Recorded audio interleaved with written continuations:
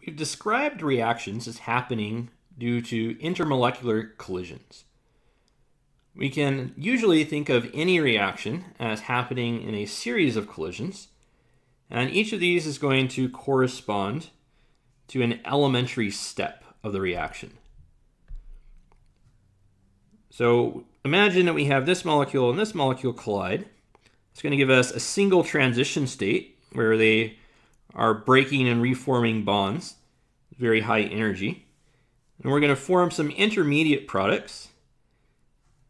And then this molecule and this molecule can collide. You get another transition state corresponding to that collision.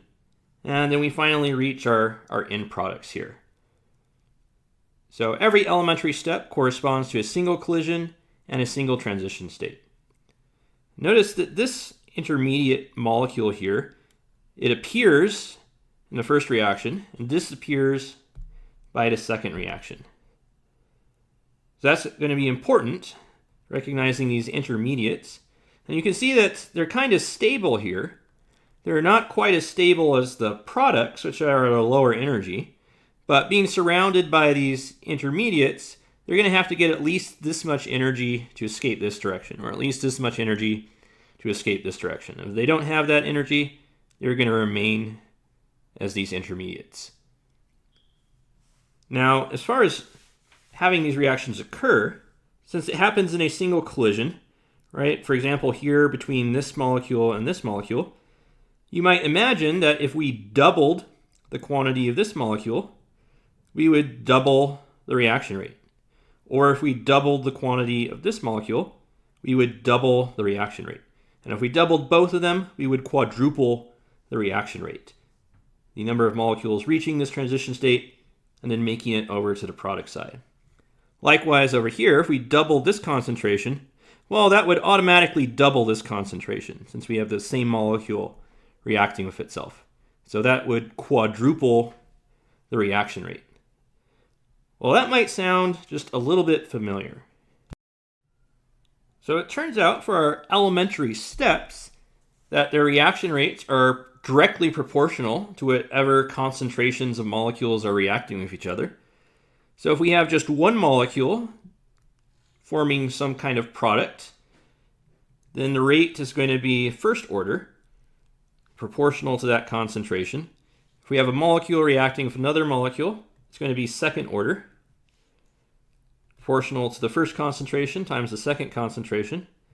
If it's reacting with itself, it will be proportional to its concentration times its concentration, again, second order. And if we had three molecules, etc., we're going to continue expressing the rate by multiplying all their concentrations. Now, it's a little bit unlikely that we are going to encounter reactions that involve three molecules colliding all at the same time. Because if molecule A collides with molecule B, what are the chances that molecule C also happens to be in that exact spot at that exact time? Not very high. It's possible, but most of our reactions are going to be of this form for our elementary steps. If we have a reaction which occurs over multiple collisions with transition states, so multiple elementary steps, if one of those steps has a very large activation energy compared to the other steps, then that step is going to be much slower because the Arrhenius equation tells us that we have a large EA, we have a very small rate constant. Well, a slow step is actually going to be the step that determines the rate of the reaction. So if we move very slowly here, forming these intermediate products, but we move very rapidly in converting those into our final products, then it's really this step here that determines how long it takes for our reaction to occur. If you're, Usain Bolt and you're waiting in line at the supermarket, you don't move with Usain Bolt's superhuman speeds. You move at the speed of whatever line that you're standing in. Same thing with this reaction. It's the slow step that's going to determine how fast the reaction occurs. As an example, let's consider the reaction where we have methane react with chlorine gas to produce methyl chloride and hydrochloric acid as a gas. This reaction is going to be catalyzed by chlorine. Here, chlorine is a free radical. It means it has an unpaired electron. Free radicals tend to be unstable. They would really like to have a paired electron. So chlorine will go and steal an electron from someone else, but that will leave them with an unpaired electron, and they'll be unstable. So you often see free radicals as intermediates because they are very reactive, but they don't last very long. Now, this reaction is thought to occur where the methane reacts with the free radical, the chlorine, to produce a methyl radical, and hydrochloric acid is a gas. And then that methyl radical will react with some of the chlorine gas to produce methyl chloride, and it's going to regenerate our chlorine radical. And so that's what makes it a catalyst, the fact that it's not consumed by the reaction. Now, this second step proceeds very quickly. The first step proceeds very slowly. What is the overall rate law for this reaction? Well, it's very easy to write it down. We know that the slow step is going to be the rate determining step, and we know that for elementary steps, the rate law is just proportional to the concentration of the things colliding into each other. So that's just going to be some proportionality constant times the concentration of the chlorine and the concentration of the methane.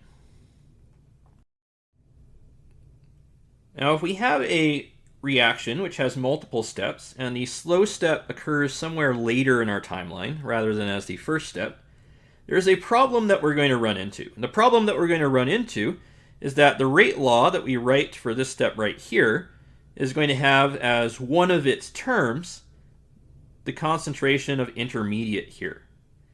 What's the problem with that? The problem with that is that this intermediate is created and then immediately destroyed. We could never actually measure the concentration of this intermediate. And because we can't measure it, that means it's not going to be very useful to us in the laboratory. So the rate law would be pointless unless we figured out some way to work around that. What our workaround is going to be is that we're going to find a way to relate the concentration of the intermediates, which we can't measure, to the concentration of the reactants, which we can measure. Our first insight into that is going to be that our reaction can proceed either way.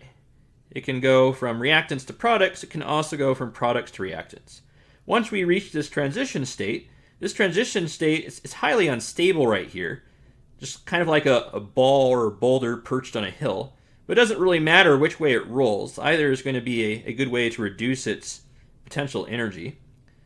Now, the difference is that if it goes this direction and winds up back in the reactant side, in order to change its mind and go back, it has to overcome this energy barrier, versus if it goes this direction, becomes products, and wants to go back to the transition state, it has to overcome this energy barrier, which is much larger. So it'll be much more difficult to go back this way once you've formed a product compared to going this way. And that's what's going to cause product side to be favored compared to the reactant side. So we can write rate laws for both of these possibilities. So if we are having these two molecules react to form the intermediate, then because it's an elementary step happening in a single collision, the rate is going to be proportional to the concentration of the first molecule times the concentration of the second molecule. If we're going the opposite direction, I'm going to represent that with a -1 to indicate that it's still this transition right here, just going the other direction.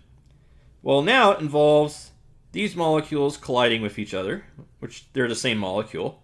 So it's going to be that concentration squared, and again with some proportionality constant thrown in. Our second insight is going to be that if we have a fast step situated behind a slow step, well, this fast step, converting reactants into intermediates, happens very, very quickly. And this slow step takes a long time. So we're going to generate a whole bunch of intermediates very rapidly, and then they're all going to have to wait until they can form the final products. So what's going to happen is that these intermediates are going to pile up.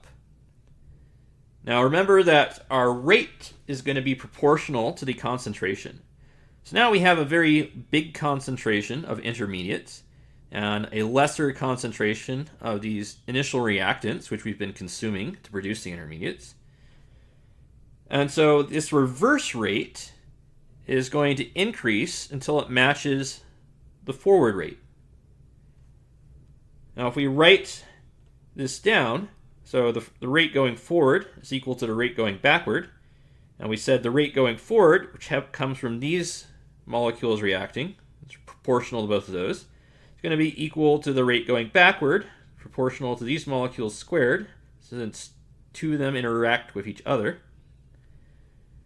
And then if we solve for the concentration of this intermediate here, well, now we have an expression that gives us this concentration, but bases it off of these concentrations for the reactants. And remember, these we can actually measure. And so wherever we see this concentration, we're just going to go ahead and replace it with this expression. And now our rate law, which involved those intermediates and was useless, is now going to become useful again. As an example, say we have the reaction where we have hydrogen gas react with nitrogen oxide to produce water and nitrogen. And we're proposing that this may occur through 3 steps. A fast step, a slow step, and then another fast step. In the fast step, we convert this nitrogen oxide into dinitrogen dioxide. In the slow step, we take one of these hydrogen gas molecules and react it with that N2O2 to produce H2O and N2O. Now note that this means N2O2 is an intermediate because it was created and it disappeared. Now we take our N2O that we've generated and combine it with another one of our hydrogen gas molecules to produce the nitrogen and the water. So N2O2 is another intermediate. So what is going to be the rate law for this reaction? Well, the first part's really easy. We know that the slow step is going to be the rate determining step. So whatever the rate is that this step occurs, that's going to be the rate of the reaction.